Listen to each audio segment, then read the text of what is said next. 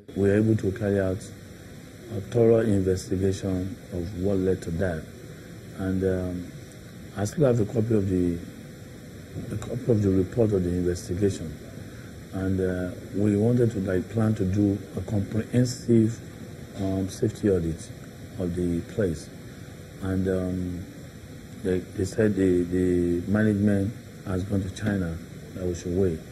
Then we reported the matter to Sun and then some other agencies. I think Sun went there, locked the place for like 2 weeks or so, and then got them back open. And our own is more about the health and safety aspect for their workers and the machines and some other stuff that they have in their premises. And that's what we're doing. And we noticed that they do not have a single element of health and safety management put in place. None. Well, when we got there, we were able to see the Chinese well kitted with their proper PPE, which is the personal protective equipment. But none of our boys wearing it. And when we asked that question, it is our boys that don't want to wear it. And we noticed that the place is filtered, dirty. Mentioning it's enough to injure anybody. Now, what happened at that time during the interview was some kind of carelessness from the boy working there. Nigerian workers, most of us are very, very careless. We don't care. We say it's too sunny, I can't wear this. It's too this, I can't wear it. I've been working before you were ever born.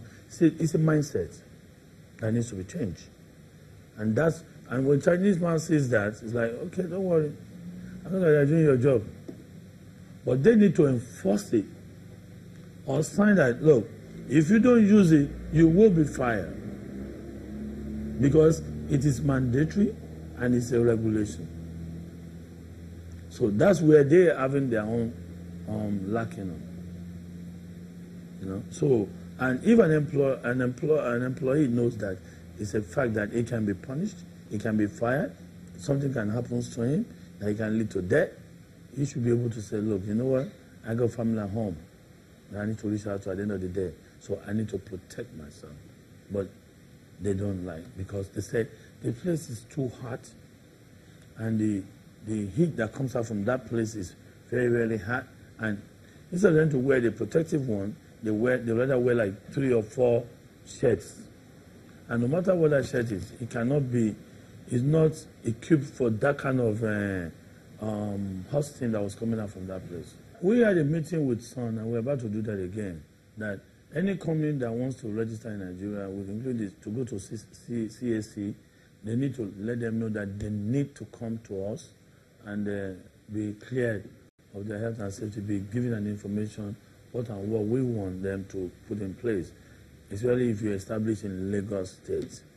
Since there's only one safety commission, and that's only in Lagos State, so I can only limit myself to the boundary of Lagos State, and that's it. Seriously. We have reached out to the manufacturing company, who is their umbrella body for them, that all their company who are registered members need to come to Lagos State Safety Commission to be known, and for us to give them all our requirements, and that we'll be auditing them as time goes on. Many believe that incidents like this could be avoided based on the theory of occupational and health safety in Nigeria, but this is hardly practiced. If there's regulations, which I believe we have regulations, but to follow up is a problem. People that go for inspections, people that go to go and look out at what are the defects and what these people have not done, with what they have not put in place, because we have the itemize of what you need to put in place. There's regulations in this country, but they're not following it up. So it's as a sort of lack of commitment on the side of the agencies that are supposed to do the follow-up. But you cannot expect us to just continue living like this or doing things like this. We are losing our staff, we are losing our citizens unnecessarily. Go to some factories. They have only one door entry into the factory. The exit is locked, even during the time of working, during the working hours. And if there's an emergency, they have only one door to rush out from, and definitely there will be commotion. As a matter of fact, the number of exit doors depend on how big the factory is.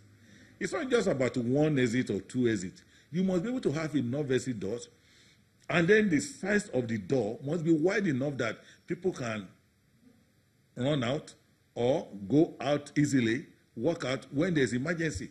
But you will now discover that apart from not having that, you will now see that the one they even have is as small as anything, and they will still lock it. And when there's emergency, they go. And funny enough, I think I have to give kudos to Lagos State now. It does not happen in Lagos again. I know there are some places in Lagos that we have not reached. But with the emergence of Lagos Safety Commissioner, if any report is given to them, they swing into action immediately. And they go there, they go for inspection. And they lock the place immediately. Even not only all these steel or factories that you're talking, even when you go to, event centers, you see the way we are building our event centers in this country, this part of the world. It's very funny. You have event centers, no normal exit, and people are using flammable materials. They are using combustible materials. And some of them don't even have fire extinguishers. If anything happens, you're on your own. And you see the people will be scrambling when there's a problem. So all those one too, Lagos Safety Commission is taking care of that. So you can see that they are trying. We are just getting there. I mean, little by little we will get there. But the only thing I always tell is that when the public are not reporting all these incidents, there's little they can do because they cannot be everywhere. They cannot know these things. So I will use this opportunity to tell the whole world or people in Lagos or in Nigeria to ensure that whenever they see such, they should report it. We see what people are doing on channel. Fantastic work.